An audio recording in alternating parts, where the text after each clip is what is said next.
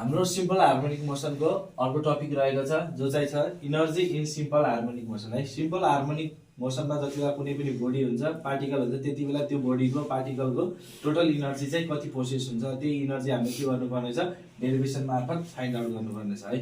हामीसँग एउटा कुनै अब एट फर्स्ट त त्यो बडीमा लागेको इनर्जी भनेको चाहिँ के हो है। Energy what is energy in simple harmonic motion है। जति बेला कुनै पनि हाम्रो एउटा बडी पार्टिकल केमा हुन्छ त सिम्पल हार्मोनिक मोसनमा हुन्छ हैन, त्यति बेला त्यो पार्टिकलमा लागेको टोटल इनर्जी भनेको नै के हो त हाम्रो energy in simple harmonic motion है।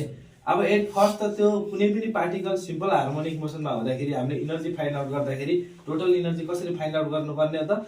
एक्चुअली हाम्रो त बडी कहिले पनि पोटेन्शियल इनर्जीमा पनि हुन सक्छ काइनेटिक इनर्जीमा पनि हुन सक्छ नि त हैन।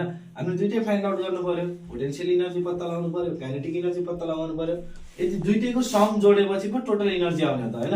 फर्स्ट चाहिँ काइनेटिक इनर्जी पत्ता लगाऊ, त्यसपछि पोटेन्शियल इनर्जी पत्ता लगाऊ। दुईटै इनर्जीको सम गर्दियो भने के आउँछ हाम्रो त्यो पार्टिकल जति बेला सिम्पल हार्मोनिक मोसनमा हुन्छ त्यति बेला टोटल इनर्जी चाहिँ आउँछ है। अब the total energy of a particle executing the simple harmonic motion is the sum of kinetic energy and potential energy। अब हाम्रो टोटल इनर्जी बराबर सम अफ के हुन्छ पोटेन्शियल इनर्जी र काइनेटिक इनर्जी हुन्छ है। त्यही भएर छ एट फर्स्ट हामीले के पत्ता लगाएको छ त potential energy of a particle. कुनै पनि पार्टिकलको के पत्ता लगाएको छ पोटेन्शियल इनर्जी। अब जति बेला हाम्रो के छ त त्यो पार्टिकल सिम्पल हार्मोनिक मोसनमा छ त्यति बेला त्यो पार्टिकलको मास के छ m छ हैन। त्यो पार्टिकल एउटा सानो डिस्प्लेसमेन्ट कभर गरेको छ जसलाई y मानेका छौं र r भनेको त्यसको के छ पार्टिकलको एम्प्लिट्युड, ओमेगा भनेको एंगुलर भेलोसिटी छ है।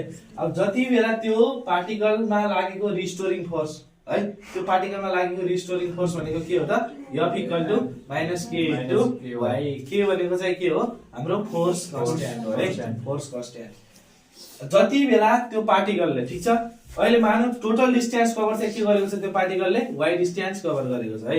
अब जति बेला उसले सानो डिस्टेन्स कभर गर्छ त्यो सानो डिस्मल अथवा त्यो स्मल डिस्प्लेसमेन्ट अथवा स्मल डिस्टेन्सलाई हामीले के मानेको छ त dy भनेको छ है। त्यो स्मल डिस्टेन्स dy कभर गरेको बेला कति वर्क डन गर्छ त त्यो उले गर्ने भनेको त्यही स्मल वर्क डन त हो। त्यो स्मल वर्क डनलाई dw मानिदिएको छ है। अब dw = के भयो त -f * dy ठीक छ। स्मल वर्क डन भनेको के हो त -f * dy ठीक छ, फोर्स इन्टु डिस्टेन्स है। अब f को चाहिँ भ्यालु के छ -ky * dy जस्ताको त्यस्तै ठीक छ। माइनस माइनस प्लस भयो k * y * dy। अब यो इक्वेसन फर्स्टलाई हामीले के गरे हौ इन्टिग्रेटिङ बोथ साइड गरे है।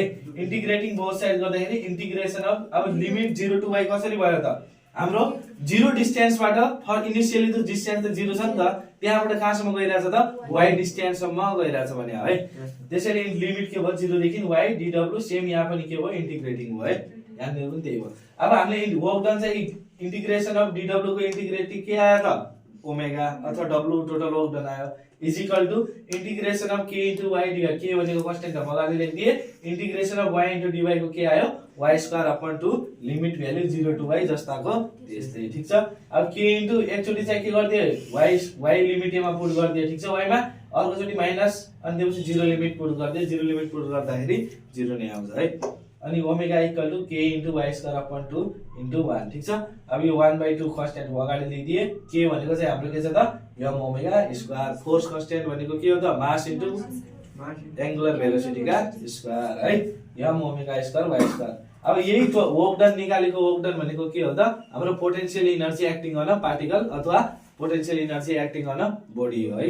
पोटेन्शियल इनर्जी कति आयो त total 1/2 m omega square y² ठीक छ। अब सिमिलरली हामीले पोटेन्शियल इनर्जी त निकाल्यौं हैन। त्यसरी हामीले के गर्नु पर्यो त काइनेटिक इनर्जी पनि पत्ता लगाउनु पर्यो नि त है। अब काइनेटिक इनर्जी पत्ता लगाउनलाई के गर्नु पर्यो जति बेला हाम्रो पार्टिकल कुनै पनि बडी केमा हुन्छ त सिम्पल हार्मोनिक मोसनमा हुन्छ त्यति बेला त्यसको लिनियर भेलोसिटी चाहिँ के हुन्छ v = ओमेगा √ r² - y² है। अब स्क्वायरिङ अन बोथ साइड गरे यसमा स्क्वायरिङ अन बोथ साइड गर्दाखेरि v² ओमेगा को ओमेगा स्क्वायर √ r² - y² भयो होल स्क्वायर भयो। त्यो स्क्वायरले रुटलाई काट्यो r² - y² है। यहाँनिर हामीले के गरे हौ स्क्वायरिङ अन बोथ साइड गरे है। अब हामीलाई काइनेटिक इनर्जीको थाहा छ जति बेला भेलोसिटी v हुन्छ हैन कुनै v भन्ने भेलोसिटीको गतिमा चाहिँ हाम्रो पार्टिकल के भइराछ त मुभ भइराछ त्यति बेला चाहिँ काइनेटिक इनर्जी के हुन्छ 1/2 mv² है। 1/2 mv² भनेको चाहिँ के छ ओमेगा स्क्वायर * r² - y² है। अब टोटल इनर्जी, अब हामीले काइनेटिक इनर्जी पनि पत्ता लगायौं। काइनेटिक इनर्जी कति आयो त 1/2 m into omega square r square minus y square है। अब हाम्रो टोटल इनर्जी भनेको मैले के भने sum of kinetic energy and potential energy, ठीक छ। Sum of kinetic energy plus potential energy भनेको कति छ 1/2 m omega square y square. Kinetic energy भनेको कति छ 1/2 m omega square r square minus y square है। अब यो दुईटैबाट के आयो त 1/2 m ओमेगा स्क्वायर के आयो कमन आयो हैन। त्यसपछि हामीसँग के बच्यो फर्स्टबाट y स्क्वायर, उताबाट r square minus y square plus y square र माइनस y। यो भन्दा अगाडि चाहिँ के निकाल्यौ, कुनै पनि पार्टिकल सिम्पल हार्मोनिक मोसनमा हुँदाखेरिको त्यसको टोटल इनर्जी निकाल्यौ है। अब त्यो टोटल इनर्जी का निकालिसकेपछि हामीले दुईटा केस बनाउनु पर्ने हुन्छ है। एउटा केसमा चाहिँ के हुन्छ, जति बेला हाम्रो पार्टिकल मीन पोजिसनमा हुन्छ है, पार्टिकल हाम्रो मीन पोजिसन भन्नाले बीचको पोजिसन बुझ्यौ नि। जति बेला हाम्रो पार्टिकल मुभ भएर बीचमा पुगेको हुन्छ त्यति बेला चाहिँ के हुन्छ त डिस्प्लेसमेन्ट 0 हुन्छ है, y बराबर 0 मान्नु पर्ने हुन्छ है। अब केस फर्स्टमा चाहिँ काइनेटिक इनर्जी र पोटेन्शियल इनर्जी पत्ता लगाऊ जति बेला हाम्रो डिस्प्लेसमेन्ट अथवा डिस्टेन्स 0 हुन्छ है। Kinetic energy 1/2 m omega square r square minus y square हामीले के गरेका थियौ फाइन्ड आउट गरेका थियौ है। जति बेला y इक्वल टु 0 हुन्छ, y को भ्यालु 0 राख्दाखेरि हाम्रो के भयो त 1/2 m omega square r square. Kinetic energy के भयो 1/2 m omega square r square, ठीक छ। अब हामीले पोटेन्शियल इनर्जी भनेको के थियो 1/2 m omega square y square. अब y को भ्यालु 0 राख्ने बित्तिकै के भयो त 0 इन्टु सबै टर्म 0 नै भइहाल्यो हैन। पोटेन्शियल इनर्जी के छ 1/2 m omega square y square. अब y को भ्यालु 0 हुने बित्तिकै 0 इन्टु सबै टर्म गर्दाखेरि 0 नै भयो, ठीक छ। यसरी हामीले यहाँबाट के निकाल्यौ, जति बेला हाम्रो केस के हुन्छ त पार्टिकल मीन पोजिसनमा हुन्छ त्यति बेला चाहिँ डिस्प्लेसमेन्ट के हुन्छ 0 हुन्छ है।